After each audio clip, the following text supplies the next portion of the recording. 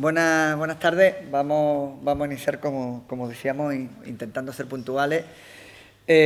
Bueno, para aquellos que no me conozcan, soy Manuel Arcila, soy el decano de la facultad y exclusivamente estoy aquí encima en la mesa, exclusivamente para dar la bienvenida y para agradecerle muchísimo a Toti Martínez de Lesa que nos acompañe hoy y que nos dé una charla dentro de la jornada sobre presencias doceñistas que, como saben, pues estamos organizando desde hace ya pues casi un año dentro de todos los actos que tienen que ver con el DOCE.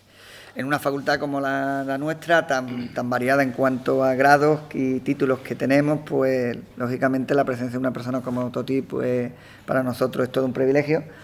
Y esperemos que a lo largo de los próximos años podamos seguir manteniendo algunas de las actividades culturales que esta facultad siempre ha intentado tener, sobre todo porque creemos que no solo la formación de un alumno es a través de las clases regladas que damos, sino también a través de las aportaciones que con charlas, conferencias y debates de personas tan importantes como Toti pues nos puedan aportar muchas cosas, ¿no? El problema es la crisis, el problema en el que estamos todos y que afecta a todos, incluso al público.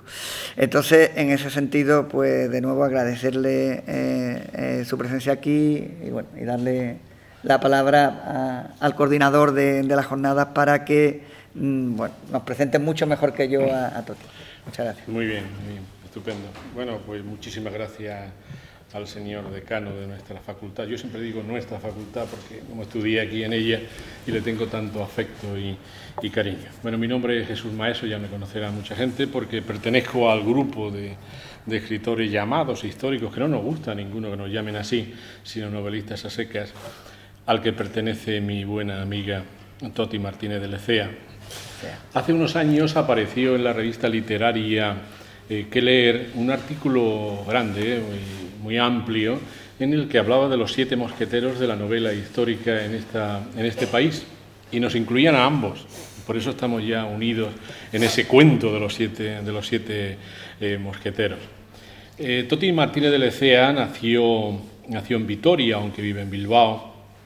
Es una escritora que escribe en castellano y en euskera, es traductora de inglés y francés, y luego tiene un capítulo en su vida para mí fascinante, que es que fue actriz de teatro y también fundadora del grupo de teatro vasco Cucubilso, se llama, ¿no? Efectivamente.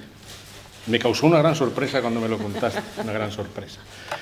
Ha escrito una 20 o 30 de obras de corte, vamos a llamarlo histórico, aunque yo creo que ese apelativo de novela histórica es una cosa absolutamente antitética porque la novela histórica es un sintagma que no casa en sí mismo, porque la novela pertenece al mundo de la ficción, al mundo de la fantasía, al mundo de la creación, y la historia pertenece al mundo de la ciencia. Yo soy historiador y estudié en esta universidad. Luego no casan para nada, y ella es una fabuladora que habla del género humano y del ser humano, del amor irredento, de las mezquindades, de las pasiones de los hombres de todas las épocas de la historia, y ella las traslada a una época determinada, generalmente la Edad Media, con la brecha, pues precisamente la época de las Cortes de Cádiz, la Universal, a principios de siglo en Madrid, o sea que tiene una habilidad y una maestría para trasladarse en el polvo del tiempo que viene a demostrar lo que yo estoy diciendo, que en realidad es una escritora porque fabula. Hoy nos complace tenerte aquí, Toti, y yo como coordinador del programa, para mí es un verdadero honor porque te aprecio mucho y te admiro, y como decía el decano, pues para nosotros es una ilusión y una complacencia que hoy nos visites. Yo no sé cómo quieres que hagamos esta presencia literaria, si te cedo la palabra y hablamos, o yo te estoy haciendo preguntas y vamos... El problema es que si me cedes la palabra, pues ya sabes, ¿no? Voy a hablar no sola. la suelta ya, por eso lo decía. Sí. Bueno, primero quiero daros las gracias por haberme invitado. Para mí es un honor. Ten en cuenta que, y tú lo sabes, ¿no? Pero vamos, yo vivo en un pequeño pueblo cerca de Bilbao. Entré a esto de escribir porque hice una apuesta casi con 50 años. Empecé a tener cierto éxito. y la ilusión que tenía de escribir y pasármelo pipas, y sobre todo novela histórica, porque es el género que yo he leído y es el que me gusta, porque si me hubiese gustado el policíaco me hubiese dedicado a la novela policíaca, pero es que me gustaba la novela histórica. Por lo que conlleva de aprender, o sea, después de leer la novela, saber qué es lo que ha pasado después o qué ha pasado antes, o si es cierto lo que me ha contado este autor o me ha metido una filfa. Y otra de las razones que tenía con el tema de la escritura era conocer escritores. A alguien que lee, pues lógicamente pues le gusta conocer a los escritores. Y los empecé a conocer y bueno, he llegado a la conclusión de que más vale no conocer a muchos, ¿no? Porque verdaderamente, vamos, o sea, algunos son de dar de comer aparte. Es cierto que el trabajo es privado, es solitario, es cierto que lleva muchas horas escribir un libro y que todos pensamos que lo que hacemos es la vera marinera, que somos fantásticos y magníficos. Pero claro, cuando ya sales y le miras al otro con esa cara como diciendo, bueno, está... Entonces, bueno, te encuentras en una situación tan absurda que después de animarme con respecto a otros escritores y decepcionarme, al final encontré un grupo de gente con la cual me entiendo perfectamente. Nos encanta el género, nos encanta la novela, como son Jesús, o José Luis Corral, o Pepe Calvo, o Juan Galán, Slava, o Margarita Torres, o Almudena Arteaga. Pues es gente que nos gusta muchísimo este género, pero es que además hemos llegado a la literatura de mayores. Y cuando digo de mayores, es que todos hemos tenido nuestros oficios antes. O seguimos teniéndolos, también hay los que siguen teniéndolo, otros que están jubilados, pero bueno, algunos seguimos teniéndolos. No, yo ya no, también, yo las traducciones ya las dejé, pero hay otros que continúan siendo profesores, como pues José Luis, por ejemplo. Pero hemos llegado a esto de la literatura de mayores, cuando hemos tenido algo que contar, cuando verdaderamente hemos querido contar algo, cuando nos ha interesado una época determinada, por ciertas razones, cada uno tenemos nuestras razones para elegir el tema que elegimos. Y es con la gente con la que no hay envidias, no hay celos, hay generosidad absoluta. Oye, Jesús, ¿tú sabes algo de esto? A ver, mira, llámale a fulano de mi parte y pregúntale. Oye, Jesús, ¿te puedo copiar esto que dices? Yo le escribí un día a Juan Eslava diciéndole, oye, ¿te puedo copiar lo del fraile? Porque Juan, en un libro de religión y España, tiene una historia de un fraile que era confesor de un convento de monjas y que, oye, se hizo pasar por el arcángel San Gabriel y que, bueno, las benefició a las buenas, a las jóvenes, ¿no?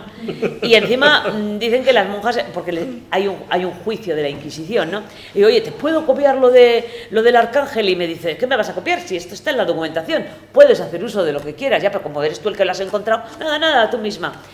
Este tipo de cosas es una gran satisfacción y no nos vemos a menudo. Por eso, cuando Juan me invitó a la universidad y que lamenté no poder venir porque me cortaron por la mitad y me sacaron un montón de cosas que la verdad no he hecho en falta, pues me dio mucha lástima. Y luego cuando Juan me volvió a escribir pasados unos meses, bueno, ¿qué tal estás? Que te estamos esperando. Digo, esta gente es tremenda. O sea, les digo que no y encima me vuelven a invitar.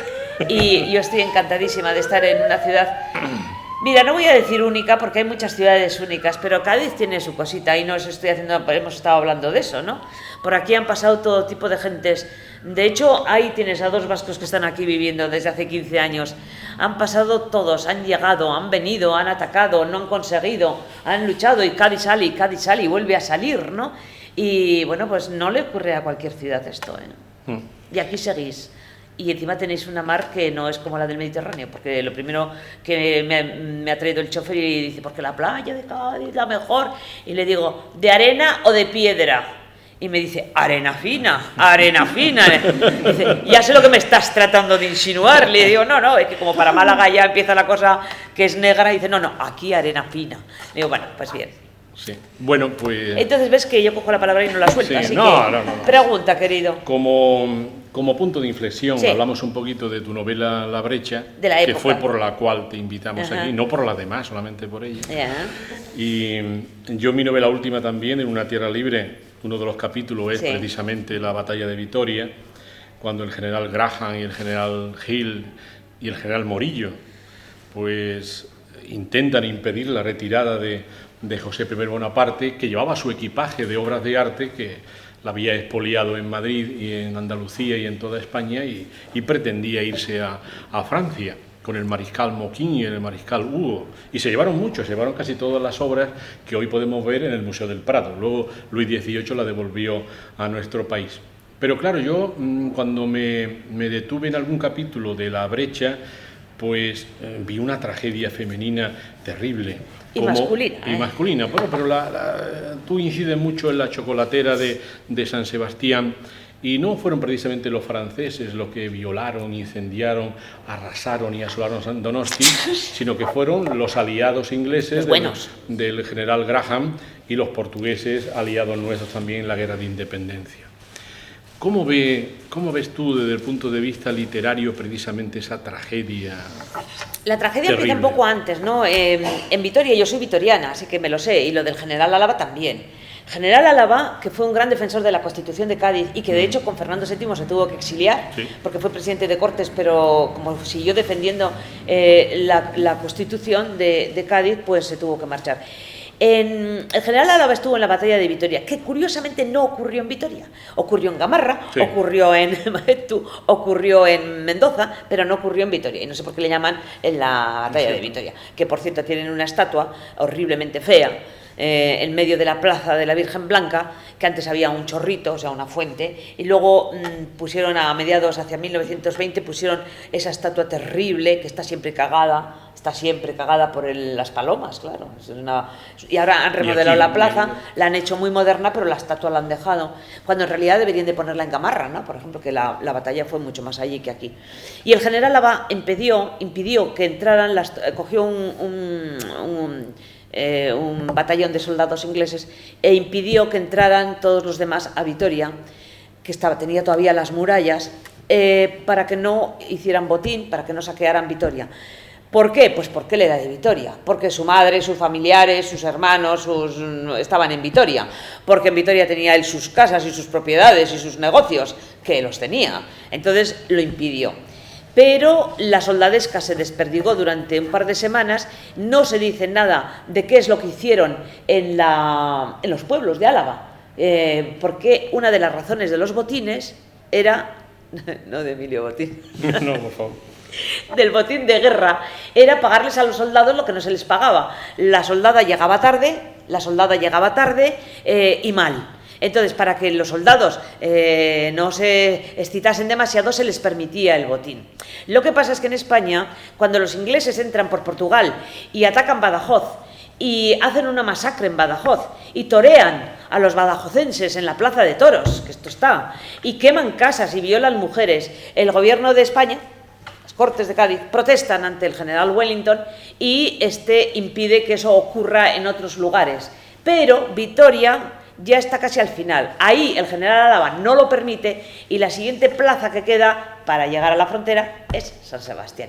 Y en San Sebastián los ingleses lo permiten, los mandos lo permiten, saben que va a ocurrir lo que va a ocurrir y lo permiten. Además hay testimonios y hay cartas entre los generales. Los ciudadanos de San Sebastián escriben al general Álava para que mande la carta a Wellington diciéndole que bueno, que a ver qué es lo que va a ocurrir. El general Álava no manda la carta. En fin, Wellington va a la víspera del ataque del 31 de agosto a ver las murallas y tal, y luego se retira hacia Lesaca, hacia Navarra, y deja ahí a Garham y a otros generales que a finales de junio, o sea, la batalla de Vitoria es a finales de junio, a finales de julio atacan por primera vez a San Sebastián, pero no consiguen porque la muralla es pues como esto, ¿no? O sea, ellos atacan desde ahí y aquí desde arriba los franceses disparan y no consiguen que suban. En esa lucha mueren o resultan heridos y mueren unos 2.000 ingleses. La ciudad acoge a esos heridos, los donostiarras acogen a los heridos, los curan, los atienden, los alimentan, y eso es el 31 de julio. El 31 de agosto es cuando verdaderamente vuelven a atacar los ingleses, disparan directamente sobre una zona que ya estaba debilitada desde hacía un siglo, y es cuando se abre la brecha. La brecha que ahora, hoy en día, pues hay un mercado, el mercado de la brecha es donde estaba la muralla, donde abren la brecha y donde entran. Y los franceses salen corriendo y suben al castillo de la Mota, que es donde está ahora el Cristo, el Sagrado Corazón, con los brazos así. Entonces había un castillo, bueno, hay ruinas de castillo, había un castillo. Los franceses ni esperan, salen corriendo, suben la cuesta y llegan al castillo. Los ingleses entran por la brecha a la ciudad y los donostiarras, que están esperando a los libertadores, les reciben con pañuelos, con pan, con sidra, en fin, encantados. Y se encuentran que empiezan a dispararles a ellos, a los habitantes, y disparan a los balcones, y disparan a la calle a la gente. Y a partir de ahí, que es una cosa hacia el mediodía hasta la mañana siguiente, las 12 horas o 14 horas que transcurrieron, pues fue un drama para la ciudad de San Sebastián. No hubo mujer entre 6 años y 80 que no fuera violada. No hubo hombre que no fuera desnudado y robado. No hubo casa en la que no entraran los buenos, los ingleses y los portugueses, a saquear y a robar. Murieron los párrocos de las iglesias, murieron, a las monjas las echaron desnudas. En fin, fue un verdadero drama. ¿Dónde estaban los españoles? Pues los españoles estaban en Irún, porque ese mismo día ocurre la batalla de San Marcial, donde mueren 6.000 soldados. Están en Irún. ¿Por qué Wellington envía a portugueses e ingleses a San Sebastián y no envía a las tropas españolas? Pues porque entre las tropas españolas hay, no sé si son 4 o 5 batallones, que les llaman los batallones de voluntarios guipuzcoanos, a las órdenes de Mendizábal. Claro, no pueden poner a los batallones guipuzcoanos porque es que sus familiares, su gente, en fin, por lo menos sus cociudadanos están allí en San Sebastián. Y entonces los mandan para la frontera y dejan que vayan portugueses e ingleses solamente a la ciudad. Y durante toda esa noche, y hay testimonios, porque al cabo de un mes y pico, 100 hombres, no mujeres, 100 hombres de San Sebastián declaran ante notario lo que ha ocurrido esa noche. Y las declaraciones son sobre robos, incendios, violaciones y asesinatos. Y están ahí. Cuanto más cerca en el tiempo, más documentación. Cuanto más lejos, pues más hay que inventar, pero cuanto más cerca, pues hay que inventar menos. La protagonista de mi novela es una mujer precisamente por el tema de las violaciones. Y luego hay que tener en cuenta que San Sebastián tenía Porque ¿qué se hizo? Al día siguiente, los ingleses y los portugueses, sobre todo los ingleses, echan a los ciudadanos de San Sebastián, los echan desnudos, salen desnudos, o en todo caso con una camisa o envueltos en un trapo, y los echan a la provincia. Bien, se puede pensar que en la provincia los reciben, pero no es del todo así, porque mucha gente de San Sebastián no tenía familia en la provincia, porque no eran guipuzcoanos de nacimiento, porque eran genoveses, o porque eran italianos, o porque eran portugueses, incluso, o porque eran franceses, que vivían en San Sebastián. San Sebastián es un puerto, tiene comercio, y entonces hay mucha gente que no es de San Sebastián, que no tiene familia en la provincia. Esta gente, cuando sale de la ciudad, no sabe a dónde ir. De hecho, aparece una mujer joven, violada, que muere en el hospital de peregrinos de Orio. Fíjate, se ha tenido que ir desde San Sebastián andando por toda la costa hasta Orio, llega al hospital de peregrinos y hay una mención del párroco que dice pues que es una mujer que ha venido violada y muy destrozada y que ellos suponen que es una señorita de San Sebastián. Huyendo del terror. Y luego, por otro lado, tampoco hay penicilina, tampoco hay... Entonces, esta gente que sale, que ha sido herida, porque, por ejemplo, sabemos que el hijo del alcalde de San Sebastián fue herido y pasó toda la noche en una letrina con la mierda hasta aquí, para evitar a los ingleses, y claro, se le infectaron las heridas, porquería, se le infectaron las heridas que había sufrido y murió.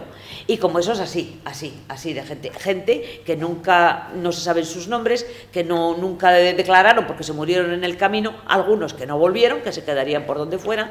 El caso es que sabemos que había 5.000 habitantes en Donostia, en principio había 10.000, pero ya para cuando llegan los ingleses ya se han marchado la mitad de la población y la otra mitad de la población pues está allí pensando y creyendo verdaderamente que como en Vitoria no ha ocurrido nada, pues en San Sebastián tampoco va a ocurrir nada, porque ellos son parte de los buenos, porque nos vienen a liberar.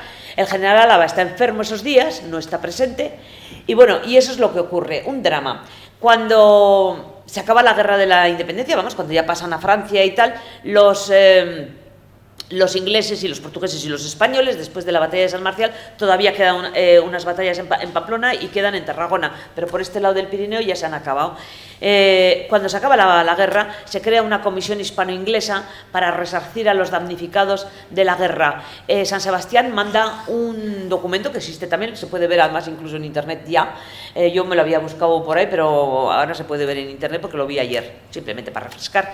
Y viene a detalle todo lo que... Porque una vez que los habitantes se han marchado, los ingleses y los portugueses van entrando casa por casa. Los muebles ricos, las joyas, la plata, todo esto, lo mandan a pasajes para que de allí llevarlo a Inglaterra. Las cosas menos importantes, o sea, ropa usada o muebles que no son buenos o lo que sea, se llevan a los mercadillos de la provincia para vender. Después de vaciar cada casa, le prenden fuego. Le prenden fuego con algo que le llaman mixto. Y le prenden fuego, es que no tengo ni idea lo que es, pero bueno, le prenden fuego, eso que soy de familia pirotécnica, pero bueno, le prenden fuego a las casas y queman toda San Sebastián, 600 casas, excepto la última fila de la calle Trinidad, que fuera la calle Trinidad, que ahora se llama calle 31 de agosto, que es la que está pegando al monte Urgul. Quedan liberadas las dos iglesias porque las están usando de hospitales, también el convento de San Francisco, están todos, o sea, si tú entras en el casco viejo de San Sebastián, pues es la última calle, pero no esta parte de la acera, sino la acera que está pegando, porque ahí es donde están durmiendo los mandos británicos. Y declaran que la ciudad, pues nada, que ha sido un daño colateral, esto que se llama ahora. Las Cortes de Cádiz no dicen ni mu, la Regencia no dice ni mu, dice que ha habido, pues bueno, que desgraciadamente ha sido una hecatombe, pero ahí se queda la cosa, van pasando los días, España no sabe qué es lo que ha pasado en San Sebastián, no lo sabe, hasta que un periodista o no sé qué, gaditano, o por lo menos que tiene contacto con Cádiz, escribe desde San Sebastián, escribe al Duende de los Cafés, que es un periódico que se edita en Cádiz, y empieza a contar él. Y no sabemos quién es porque se pone el mago Mingurri Velaverde o algo así, una cosa muy rara. Este hombre escribe y va contando todas estas atrocidades que yo os acabo de contar, las va contando. Y así, aquí, en Cádiz, las Cortes no tienen más remedio que aceptar que, en efecto, ha habido una destrucción. Se ha tirado una bomba o un cañonazo, las estructuras son de madera, se ha quemado una casa, luego se ha quemado otra. No, tienen que reconocer que ha habido un botín, que ha habido un saqueo, que ha habido un destrozo de la ciudad a propósito. Pero bueno, como si oyes llover, porque los ingleses no reaccionan. La ciudad, ya os digo, manda un documento poniendo 600 casas, tantos kilos de grano, tantas joyas, tanto en dinero. Llega a una cantidad que creo que son 103 millones de reales, que es una barbaridad. Nadie les responde. Nunca reciben un duro, nunca, ni un real. Y España, el gobierno da por hecho que la ciudad se ha acabado. O sea, que no va a haber más ciudad y ¿qué le vamos a hacer? Pero es que somos un poco tozudillos por allí, ¿no? Y los ciudadanos estos que se han salvado, pues deciden que quieren reconstruir su ciudad. E incluso se hacen unos planos muy elegantes con unas plazas y tal, y dicen que no, que quieren la ciudad que tenían, porque yo en la esquina de San Jerónimo con no sé qué tenía 43 metros cuadrados de almacén y quiero mis 43 metros cuadrados de almacén, y yo tenía un piso de 65 metros cuadrados en el tercer piso de la calle nueva o de la calle principal y quiero mi piso. Y se vuelve a reconstruir San Sebastián exactamente igual que como estaba, exceptuando 2 calles a cada esquina, está exactamente como estaba. Arde todo, arde el ayuntamiento, se queman toda la documentación de la Compañía Guipuzcoana de las Indias, que tanto se afincó aquí en Cádiz, ¿no? Pues había documentaciones, había testimonios, había pues todo tipo de testamentos, en fin, lo que hay en un archivo municipal, pues todo se quemó. Destrozaron absolutamente todo. A los 8 días los franceses, que esperaban refuerzos de Francia, pues al ver que no llegaban los refuerzos, porque Napoleón en ese momento está ocupado con Rusia, pues nada, se rinden y bajan del Monte Urgul, y los ingleses ¿cómo se llama esto? En orden, en formación, los reciben porque han sido muy valientes y valerosos. Entre tanto, la población pues está muriéndose por los caminos. Ahí, cuando escribo, pues vale, de esos generales se ha escrito mucho, de esos héroes se ha escrito mucho, se sabe los 348 soldados españoles que murieron por un lado, no pongáis porque no me lo estoy inventando el número, pero los 625 que murieron por el otro, pero nunca jamás se dice nada de la población, se dice de los que murieron, de los que sufrieron, de los que perdieron lo que tenían. Y eso es la parte que a mí me interesa de la historia, que también me interesa la otra, pero también esa ya está escrita. Eso, esta mañana estábamos hablando de que íbamos a visitar el oratorio de San Felipe, que lo haremos esta tarde, y hablábamos de la Constitución de Cádiz. Y Toti me dio una opinión suya sobre nuestra ley magna muy particular. Fernando de los Ríos decía que era el momento estelar más importante de la historia de España, incluso antes que el descubrimiento de América. Por eso que de la historia de España es antes de Cádiz y después. Pero tú me has dado una visión absolutamente distinta que quiero que la compartas con nuestros Compártala asistentes. tú, que ya se me olvidó. Bueno, me hablabas que era una constitución que te fastidiaba porque no tenía en cuenta a la mujer. A ver, no. Antes he dicho otra cosa, ¿eh? Antes he dicho que... Entre otras cosas. La Constitución de Cádiz es la semilla, Sí. por primera vez en... Es liberal y no democrática. Exactamente, es liberal, no democrática. Vale, ¿no? pero pone unas simientes importantes, como que la nación es antes que el rey. La libertad de prensa, la libertad de culto no, pero sí la libertad de prensa, y ten en cuenta que La libertad de culto no, porque la Constitución de Cádiz empieza diciendo en el nombre del Padre, del Hijo Sí, y del... sí, O sea, sí, que sí. Bueno, pero hay que entender también la época. Claro. Y la libertad de comercio, una serie de cosas muy interesantes y muy importantes. Pero la mujer es que no aparece para nada, es más, no tiene ni siquiera el derecho a la ciudadanía. No puede votar y no tiene derecho a la ciudadanía. Cierto que las mejoras que suponen para los hombres, es decir, para sus padres, para sus maridos, para sus hijos, hermanos, a ellas les va a beneficiar de alguna manera. Pero bueno, es que, en fin, cuesta mucho en este país que se reconozca a la mujer, sigue costando, de hecho. Ten en cuenta que la República nos da el voto, pero Franco nos lo vuelve a quitar. Sí. O sea, y luego se discute, en fin, Y lo que puede venir, bueno, no sé. A mí me parece muy interesante. Lo que pasa es que, hay que ser románticos hasta cierto punto y en otros casos decir, esto era mejorable. Pero lo que pasa es que las constituciones deben ser mejorables, deben de cambiar con los tiempos, con las opiniones. Y yo pienso que la actual Constitución española, que está desde 1973, ya han pasado años, ya va siendo hora de que se cambien algunas cosas, o por lo menos de que se revise. Simplemente se vuelva a revisar. Que están de acuerdo o que estamos de acuerdo con que todos los puntos que están en esa Constitución pues están bien, pues vale. Pero ¿y si hay algo que ha cambiado?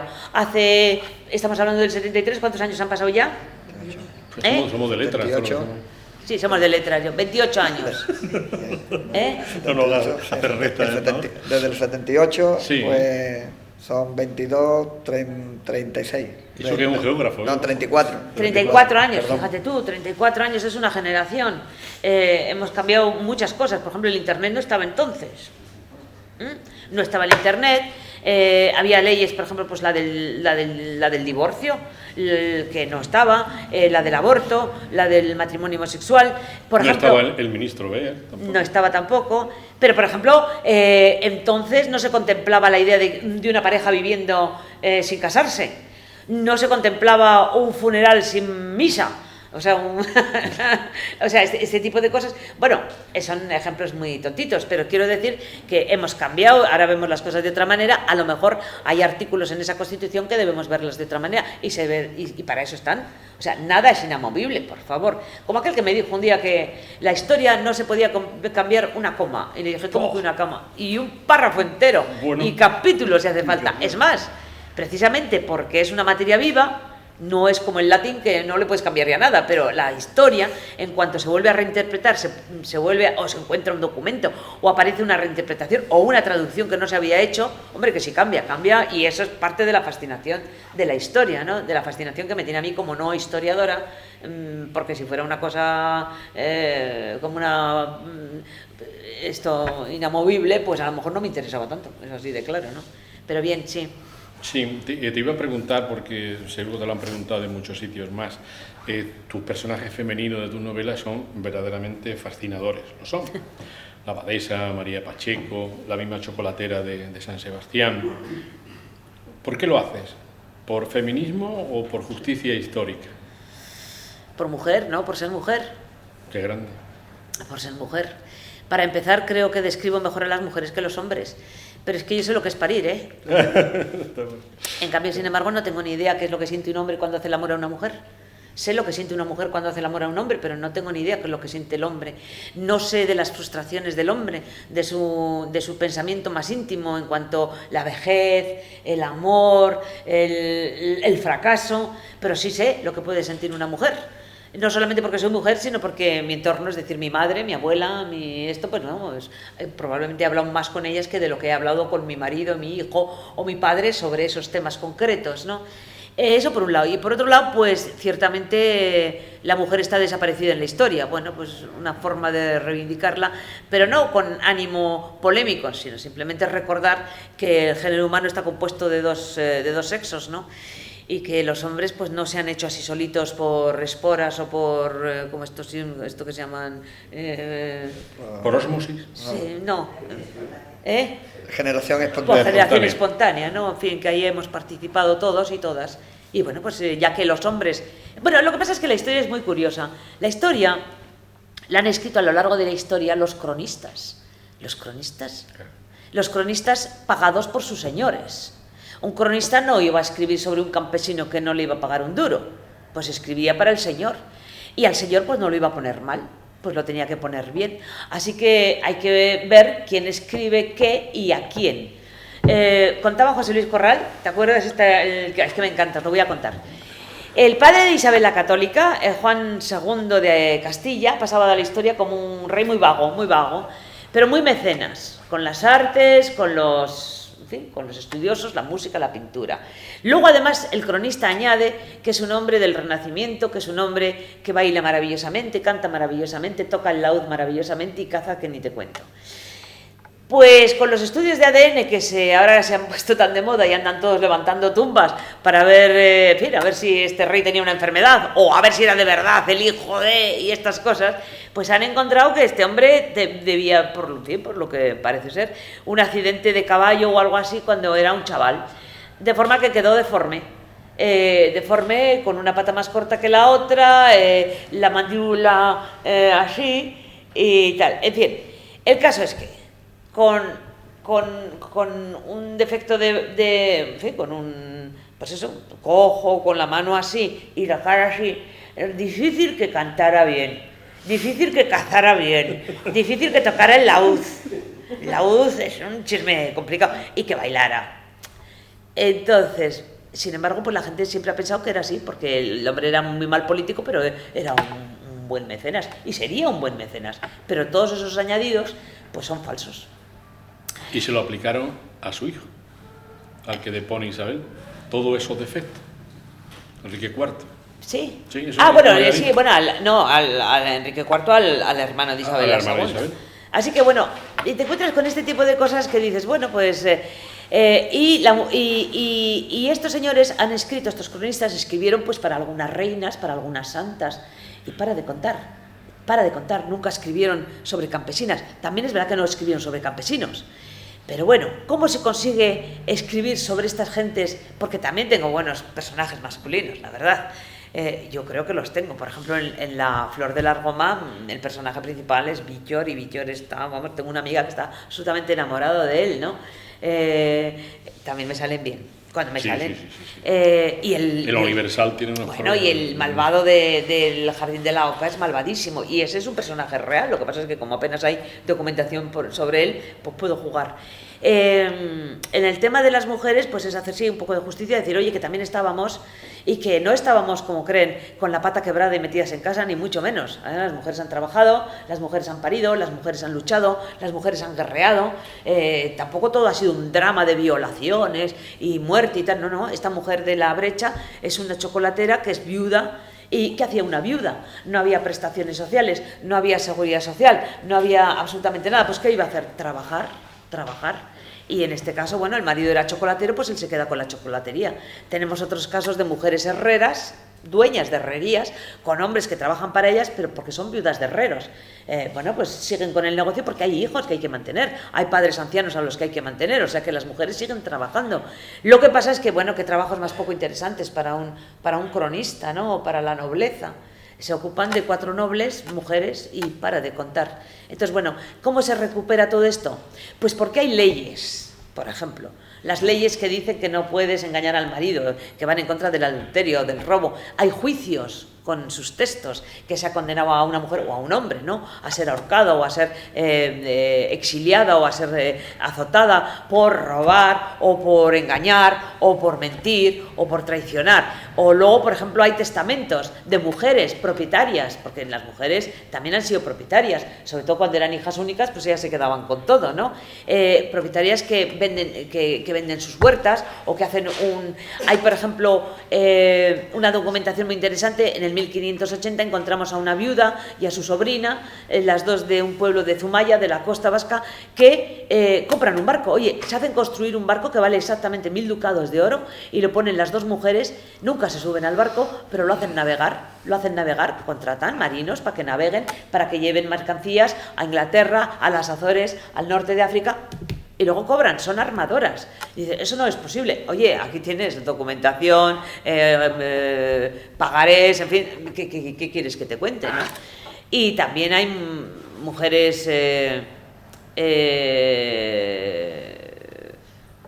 he dicho, herreras, bueno, o sea, bien, vale, no me quiero extender, pero sí, es muy posible que hubiera una mujer, porque además San Sebastián resulta que tenía 30 y tantos chocolateros, porque a eso hay que añadir que el chocolate que viene por Cádiz, el cacao que viene por Cádiz de América, el chocolate en Francia, por ejemplo, no lo conocen, entra primero en España, por Cádiz, el cacao, se guardan muy en secreto, los chocolateros tienen su receta muy en secreto, y luego son los judíos españoles expulsados los que llevan a Francia el chocolate. Y a Suiza. Y a Suiza. Ya veis qué cosas. Ya veis qué cosas. Así que es muy posible que hubiera una chocolatera, viuda o no viuda, en San Sebastián. Sí. Y claro, con una edad posible de ser violada y de ser maltratada. Sí. Porque luego la pregunta es, bueno, ¿y tú eres violada y luego qué haces, no? Si te quedas embarazada, ¿qué? Porque claro, de las 5.000 personas que había en San Sebastián, pon que la mitad fueran mujeres. Vale, 2.500. Pon menos. Pon 2.000. Pon menos.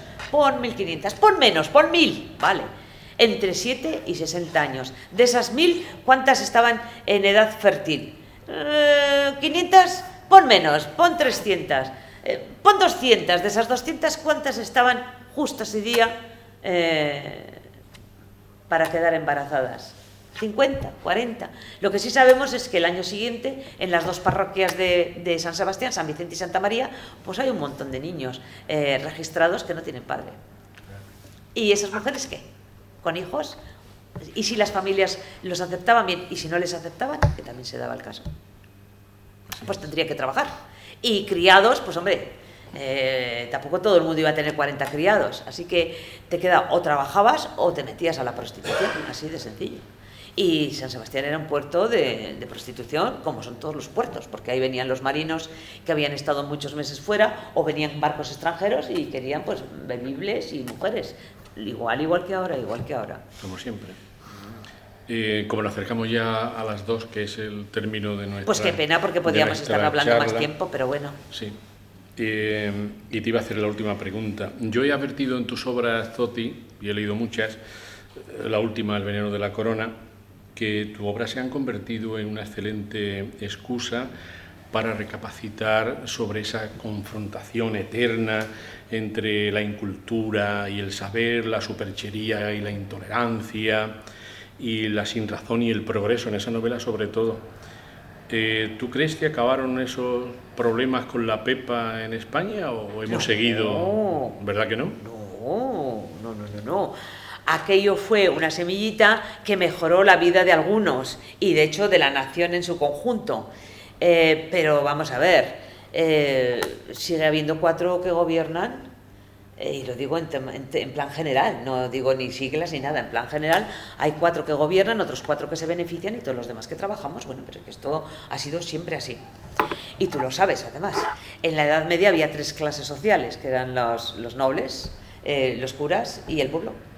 Resulta que los nobles los que gobiernan, los que trabajan, los que oran, los que rezan, los que gobiernan, y defienden al pueblo, los que tienen las armas y el caballo, los que oran, los que rezan por el alma de ese pueblo y los que curran. Pero además, hasta esa época, en España, ni la clase noble ni la clase eclesiástica pagaba impuestos. todavía hay algunos de ellos que siguen sin pagarlos. Pero es que para Mas-Inri el 100% de las tierras les pertenece. El 80 y tantos % de las tierras pertenecen a las familias nobles y el 15% a la Iglesia. El pueblo no tiene tierras, el pueblo no tiene posesiones, no tiene nada. O sea, no, pero son los que curran, los que pagan impuestos, los que van a la guerra, los que trabajan en las huertas del Señor. Sin esa gente, pues esas otras dos clases no tendrían nada que hacer. Ha pasado el tiempo y seguimos trabajando. Cuando me dicen que escribimos historias viejas, me entra mucha risa. Digo, sí, bueno, en la Edad Media se pagaba el peaje por entrar en la ciudad, ahora seguimos pagando peaje. En la Edad Media tenías 5 gallinas y te robaban 4, vamos, se quedaba con 4 el gobierno. Hoy seguimos teniendo 5 gallinas y nos quitan 4. Es que es la repetición. Que ahora se llamen ministros o alcaldes, o me da igual, como sean, o banqueros, me da igual. Otra cosa curiosa es que se expulsa de España a los judíos y el común se agarra al hecho de que los judíos son prestamistas. Nos estamos saliendo del tema. De que los judíos son prestamistas. No, es que los judíos son unos ávaros y unos prestamistas. Sin embargo, no se detienen a pensar que, primero, el préstamo está controlado por el gobierno, por el rey, por el gobierno, por el rey, y que de ese préstamo el rey se queda con un % bastante importante. Segundo, que los judíos no pueden prestar a los judíos, solo pueden prestar a los cristianos. Y los cristianos no pueden prestar a los cristianos, solo pueden prestar a los judíos. Pero es que hay muchos más cristianos que judíos, así que lógicamente hay más prestamistas judíos que prestamistas cristianos. No obstante, cuando se echa a los judíos o se convierten al cristianismo o se les echa, sigue habiendo préstamos, sigue habiendo hipotecas de alguna forma, sigue habiendo préstamos e intereses. Y bueno, en este momento ahí los tenemos. A nadie se nos ocurre pensar que tenemos que echar a todos los banqueros del país porque son unos prestamistas avariciosos. Y bueno, pues esa fue una de las razones, porque además de la religiosa, que fue el tema pelas. Y también que los españoles los cristianos creyeron que cuando se marcharan los judíos, todas las deudas y los préstamos quedaban libres. Y los reyes dijeron, lo que les debéis a los judíos, ahora nos los debéis a nosotros. Es decir, que aunque echáramos a todos los banqueros, el gobierno diría, pero las hipotecas a mí, los préstamos a mí. Así que la verdad es que no ha cambiado nada. Eso sí, en vez de estar yo con 12 hijos y lavando como una desgraciada en el río, y mi marido yéndose a guerrear, dejando la azada y cogiendo la lanza para ir a guerrearse no se sabe contra quién, o muriendo en el intento, tenemos nuestras casas, podemos estudiar, tenemos ciertas comodidades, en fin, eso también hay que reconocerlo, ¿no? Pero bueno, es que ya solo faltaría eso, ¿no? Y hablando de eso y de la Constitución, una cosa importante a entender es que entre 1712 y 1812 este país sufre 13 guerras, que las he contado. 13 guerras. Que si la de sucesión, la de sucesión, la guerra de los 13 años, la guerra contra Inglaterra, la guerra otra vez contra Inglaterra, luego la entrada de los franceses en 1700 y pico, otra vez los franceses, otra vez los ingleses. Oye, y luego vienen las guerras carlistas. Y todo hay que decirlo por un tema monárquico. Son guerras entre reyes. Que si los Austrias, que si los Borbones. Y dale otra vez, Y que si yo quiero ser rey, en el caso de las guerras carlistas, ¿no? Que me toca a mí, que si la ley sálica, que a ti no te toca, que me toca a mí. Hombre, se reparte en este país como si fuera su propiedad, como si fuera su finca, ¿no? ¿Entre 1712? Sí, hacia 1712 hasta 1812. Ayer conté, mira, es que no me he traído el papel, que me lo he dejado, pero me molesté en escribirlas. Hasta la de independencia. No, es que hasta la guerra de la independencia es que hay una serie de conflictos que son, vosotros historiadores sabréis. Geógrafo, yo soy geógrafo. ¿Historiador? Bueno, sí, desde el 12, sí. Si te molestas en mirar la cronología de España, siglo XVII, siglo XIX, siglo XIX, siglo XIX, ahí te vienen todos los conflictos. Y es que es cada 2 años, cada 3 años, guerra. ¿A esas guerras quiénes van? Sí, claro, van los generales, pero sobre todo va el pueblo. Y cuando va el pueblo, cuando van los hombres del pueblo, se quedan otras tantas familias sin sustento. Napoleón, por ejemplo, es un caso muy curioso porque Napoleón es venerado en Francia, ¿no? De hecho, se le hizo los inválidos solo para él, bueno, luego se metieron a otros, pero Napoleón mató a 3 millones de franceses, ya no digo de españoles, de ingleses, de portugueses, de rusos, de polacos, a 3 millones de franceses. 3 millones de hogares en Francia se quedaron sin sustento, porque sería sin apoyo, la ruina del país, la ruina de Francia, en beneficio de Inglaterra, solamente porque un señor megalómano quería parecerse a Julio César y a Alejandro Magno, que también eran unos megalómanos de pena.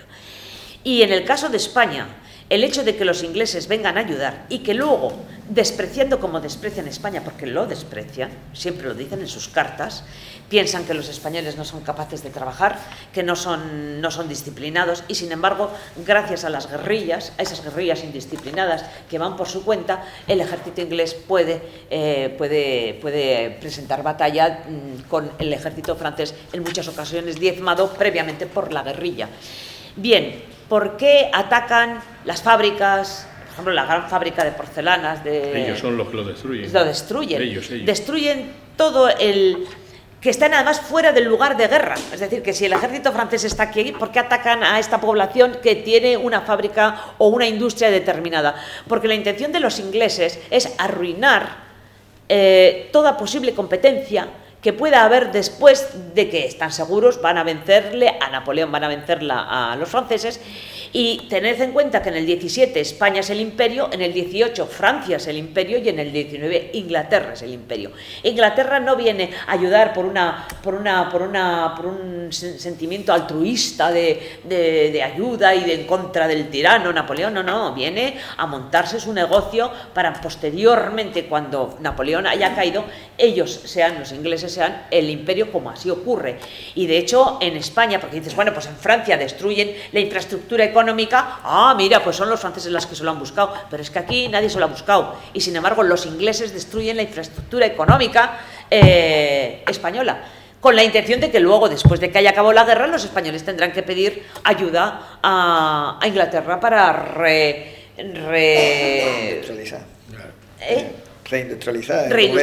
recomenzar. Más o menos lo que han hecho los americanos en Irak. Primero te lo destruyen y luego pues te venden el material que necesitas y la profesionalidad que necesitas para reconstruir el país que primero te han destruido.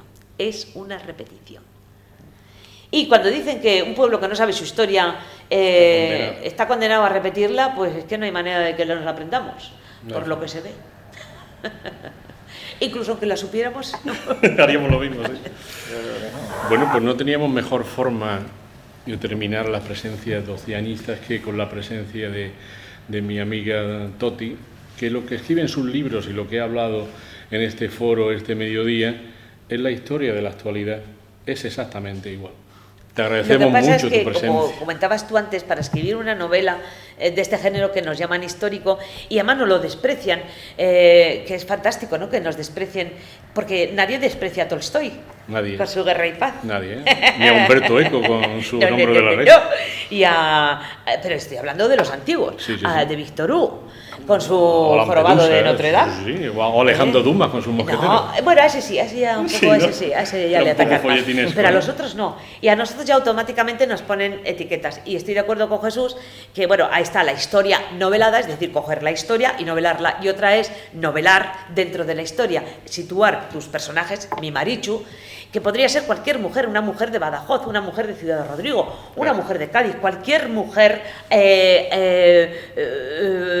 pues eso, que se ve sorprendida por una guerra, por una violación, por la destrucción de su negocio y de su medio de vida. No es única. Lo que pasa es que, bueno, la coloco en San Sebastián porque me interesaba, porque es el aniversario. Claro. Porque viene el aniversario y me lo pidieron unos amigos donostiarras. Chicos, escribe algo sobre la quema. Pero en realidad esa historia se podría poner en cualquier lugar del país, en cualquier lugar, porque en todos ellos lo han pasado y han sufrido ese tema. Pero El personaje es mío, me lo invento, lo que le ocurre es mío, sus amistades son mías, sus personajes, o sea, su situación es mía. Yo, en vez de matarla, pues la dejo embarazada. En vez de tener un hijo, le hago abortar. En fin, es asunto mío. Sin embargo, la situación histórica del momento en el que yo sitúo mi novela, pues es una real y tengo que documentarme. Porque actualmente, pues si nos ponemos a escribir sobre la actualidad, pues ya sé que llevamos vaqueros y llevamos relojes o llevamos piercings en las narices o en los ombligos, viajamos en el AVE o viajamos en avión, el avión llega tarde porque siempre llega tarde, o vamos en coche a tanto la gasolina, pero esas cosas ya las sabemos. Pero vete a contar esa historia hace 200 años, cómo se iba de Cádiz a Madrid, de Cádiz a Bilbao, por ejemplo. ¿Cuánto se tardaba? ¿Cuánto cobraba un soldado? ¿O cuánto no cobraba? ¿Cuánto costaba una barra de pan? ¿Cuál era la situación religiosa y política y social del país en el momento en que tú estás situando tu novela? Y da lo mismo que haya ocurrido hace 100 años o hace 400. Te tienes que documentar, porque si no estás haciendo la película esa de romanos que aparecen los soldados con reloj, ¿no? O con gafas de sol, ¿no? Con anacrónico. Bueno, como nos concedió la palabra el decano, pues se la devolvemos para que cierre el acto. Porque si no, aquí nos da las campanadas. Yo lo único que me queda es darle las gracias de nuevo a Toti, Pues yo las gracias porque a vosotros. además que tengo pocas ocasiones en las que los actos son no solo entretenidos, sino instructivos, y además me encanta poder estar aquí, y darle también a Jesús, porque además es verdad que con la de hoy cerramos un poco la jornada, por lo menos de este curso. Pues daros las gracias a los dos por vuestra presencia y también a vosotros por estar aquí. Muchas gracias. Muchas gracias, queridos, por venir. Gracias.